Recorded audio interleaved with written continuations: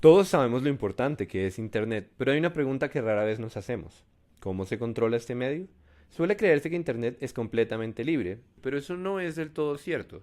Por nombrar cualquier ejemplo, ya todos conocemos el letrero que dice este video no está disponible en tu país.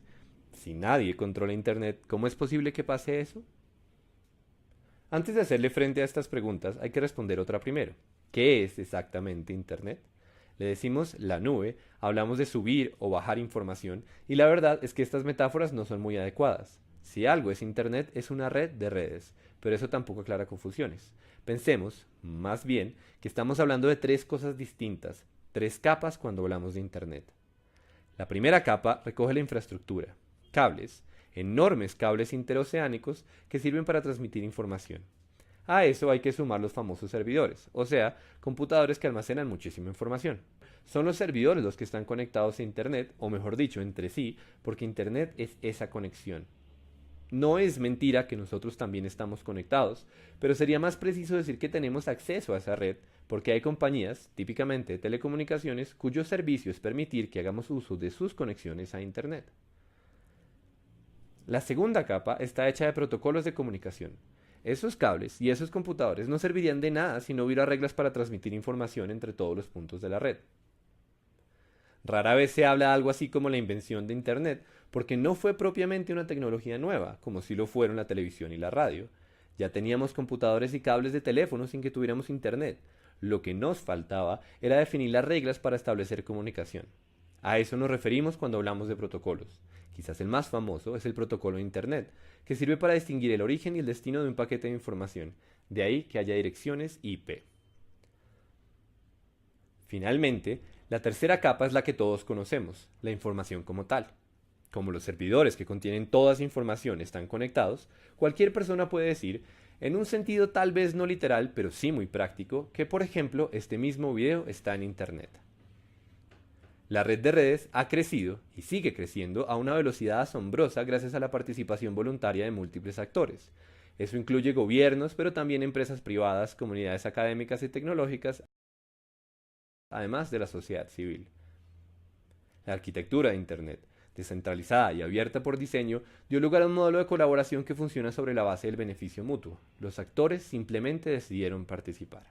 Es acá donde surge el tema de la gobernanza de Internet, es decir, los asuntos relacionados con el desarrollo y aplicación de principios, normas, reglas, procedimientos y programas que dan forma a la evolución y uso de Internet.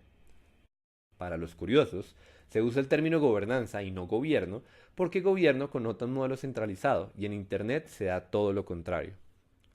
Al principio, la gobernanza de Internet era un tema que solo cubría las decisiones sobre los protocolos de comunicación.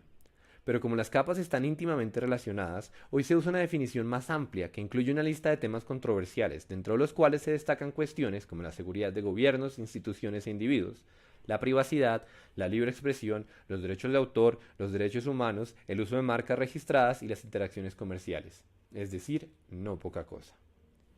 Si se preguntan que cómo llegamos a esta situación, la respuesta es que era inevitable. Entre más importante se vuelve Internet, más delicadas son las cuestiones que involucran la evolución de este medio. El momento crítico llegó en los años 90, cuando se dieron dos hechos que cambiaron el panorama de la gobernanza en Internet. Por un lado, los organismos encargados de la coordinación de la segunda capa, la de los protocolos, ya no pudieron continuar llevando el perfil bajo que tenían hasta ese entonces. El caso de la administración del sistema de dominios, algo así como el directorio telefónico de Internet, es un excelente ejemplo de esto. Durante muchos años, Internet tuvo una suerte de dictador benevolente. John Postel fue uno de esos personajes barbados y con sandalias que silenciosamente cambiaron el mundo. En esencia, él podía decidir cuáles son los dominios que existen y, por extensión, cuáles son los que no. Por si no es claro, estamos hablando de un enorme poder. Cuando el tema se volvió lo suficientemente llamativo, el gobierno de los Estados Unidos mostró un interés mucho mayor por este asunto. Esto llevó a un intento de resistencia fallido por parte de la comunidad tecnológica que Postel lideraba. Al final, se creó una nueva organización privada que coordina el uso de dominios en Internet, la ICANN. El hecho de que esta organización opere bajo las leyes de California ha desatado enormes polémicas a nivel mundial.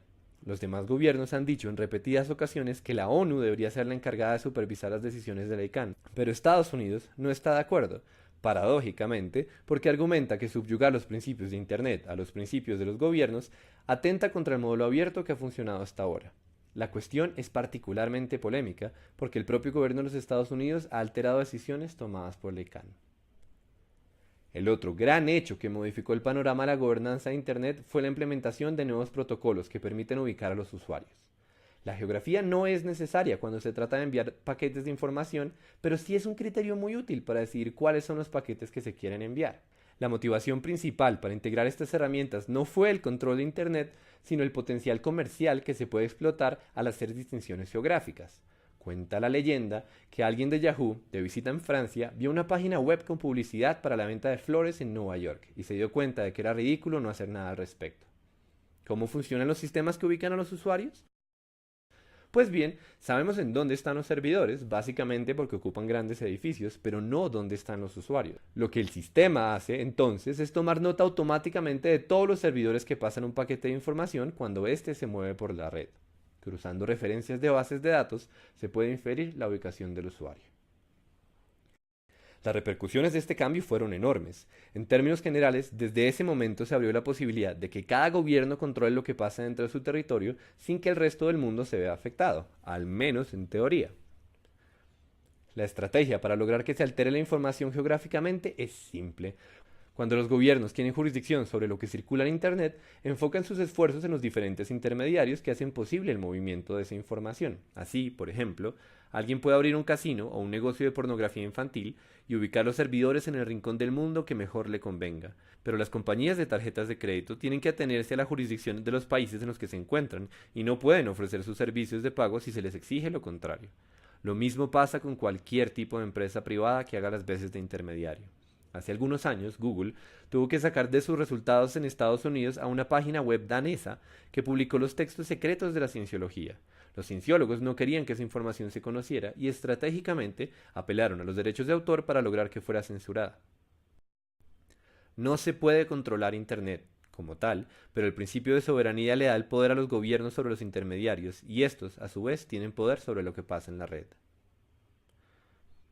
No estamos diciendo que la influencia de los gobiernos es negativa o positiva. Casos se pueden encontrar para defender ambas posturas. El punto es mucho más sencillo. Algo que antes no era posible, ahora sí lo es. Y como resultado, la información disponible en Internet no es la misma para todos los países. El caso más extremo es el de China, pero de eso habrá que hablar en otra ocasión. Entonces, ¿quién controla Internet? Sería fácil suponer que la gobernanza es un tema que se discute a nivel de naciones, pero debido a la historia y la arquitectura de este medio, se reconoce que los actores involucrados no son únicamente los gobiernos, sino también las empresas privadas, las comunidades técnicas y la sociedad civil. Por esta razón, muchas de las organizaciones que regulan los protocolos obedecen a un modelo de gobernanza multi-stakeholder, otra palabra incómoda como governance con la que no sabemos muy bien qué hacer. Es decir, que los representantes de los distintos sectores participan en la toma de decisiones sobre lo que ocurre en la segunda capa, a través de organismos como la propia ICANN. Sin embargo, entre el modelo de gobernanza con representantes de diferentes sectores y el modelo de negociaciones a nivel de estados existe una tensión, empezando porque esas organizaciones que velan por el desarrollo y el funcionamiento de Internet, en últimas tienen que rendirle cuentas a Estados Unidos. Uno de los grandes debates a nivel de la ONU es precisamente aquel sobre la autoridad que los demás gobiernos del mundo reclaman y que no tienen en lo relacionado con los protocolos de Internet. En todo caso, ya vimos que los demás gobiernos cuentan con un arsenal de tácticas para influenciar indirectamente lo que pasa en Internet al interior de su país, aunque con frecuencia las repercusiones son internacionales.